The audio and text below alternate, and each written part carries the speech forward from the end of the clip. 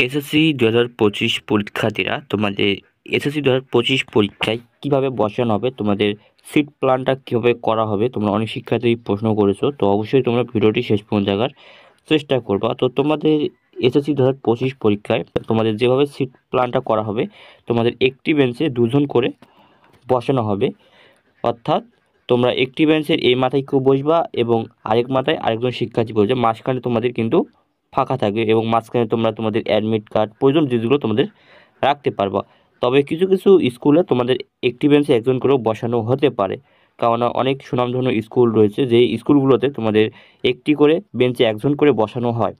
সেভাবে তোমাদের কিন্তু বসানো হতে পারে, একটি বেঞ্চে একজন করেও বসানো হতে পারে। তবে মূলত প্রায় সব স্কুলে তোমাদের একটি বেঞ্চে দুজন করেই বসানো হবে পরীক্ষার কেন্দ্রগুলোতে, এবং একটি বেঞ্চের এক মাথায় আরেকজন শিক্ষার্থী থাকবে এবং আরেক মাথায় আরেকজন শিক্ষার্থী থাকবে, অর্থাৎ দুজন করে বসানো হবে এবং মাঝখানটা তোমাদের ফাঁকা থাকবে এবং যেখানে তোমরা তোমাদের প্রয়োজনীয় জিনিসপত্রগুলো রাখতে পারবে, অ্যাডমিট কার্ড, তার প্রয়োজনীয় স্কেল কলম, তোমরা কিন্তু তোমরা মাঝখানে রাখবে এবং মাঝখানে জায়গাটা তোমাদের কিন্তু ফাঁকা থাকবে এবং তোমরা বেঞ্চের মাথায় মাথায় বসবা।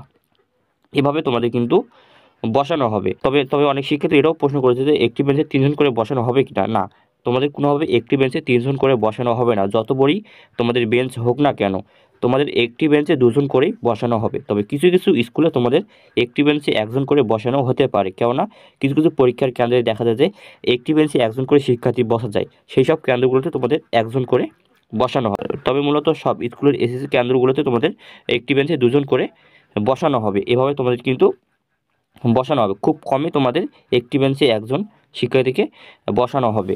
তো আশা করছি বিষয়গুলো ক্লিয়ার, যে তোমাদের এসএসসি পরীক্ষার কেন্দ্রগুলোতে তোমাদের একটি বেঞ্চে দুজন করে বসানো হবে।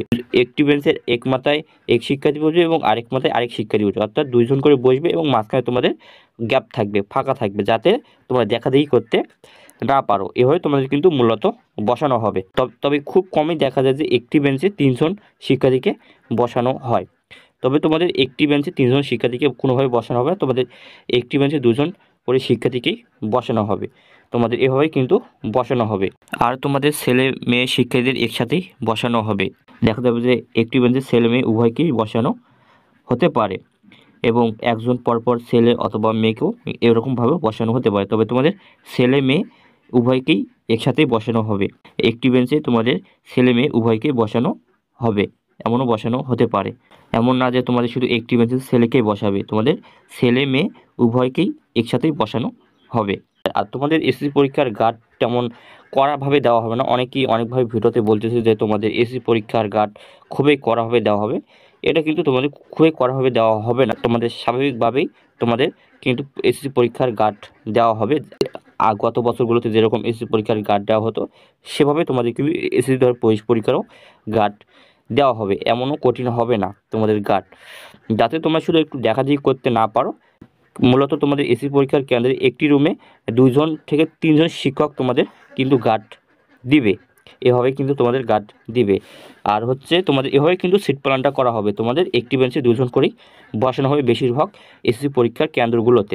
তবে খুব কমই দেখা যায় যে একটি বেঞ্চে একজন করে শিক্ষার্থী বসানো হয়।